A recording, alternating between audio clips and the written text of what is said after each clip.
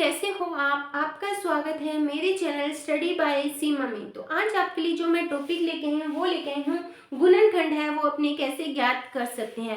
जब अपने को एक द्विघात समीकरण दी हुई है उसके अपने शून्यक या गुणनखंड कैसे ज्ञात करते हैं उसको आज अपनी अच्छी तरह इसी वीडियो में एक्सप्लेन करेंगे। तो इसलिए वीडियो में पूरी अंत तक देखना। अब देखो अपने को ये इक्वेशन दी हुई है 2x² minus X plus 1/8 equal to 0। अब अपने को ये इक्वेशन दी है, ध्यान से समझना। अब इसके अपने गुणनखंड है वो कैसे करते हैं।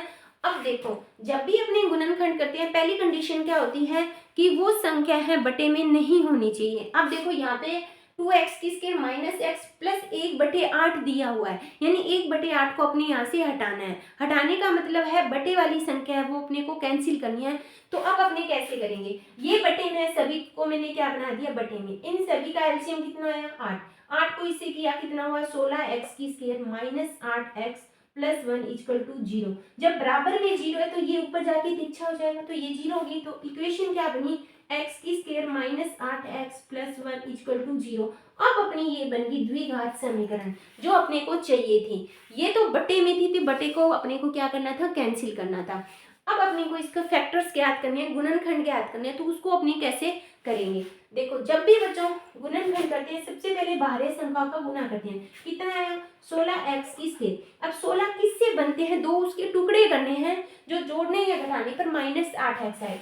अगर मैं 16 की बात करूं 4x और 4x, यहाँ पे माइनस, इसको भी माइनस ले लिए माइनस, तो टोटल कितने हुए माइनस 8x हो गए। तो इसको मैं लिख सकती हूँ 16x² माइनस 4x और प्लस 1।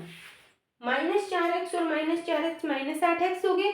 4 को 4 से किया 16, माइनस को माइनस से किया प्लस, x को x से किया x² यहाँ तक हो गया।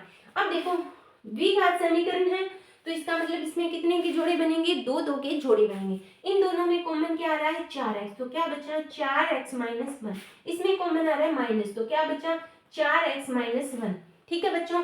अब देखो एक गुणनखंड हमेशा ध्यान रखना, जब भी गुणनखंड करेंगे ये संख्या हमेशा बराबर होनी चाहिए। ये बराबर है तो इनमें से मैंने एक ले ली, और दूसरी 4x और माइनस का 1, तो ये इसके क्या हो गए गुणनखंड हो गए।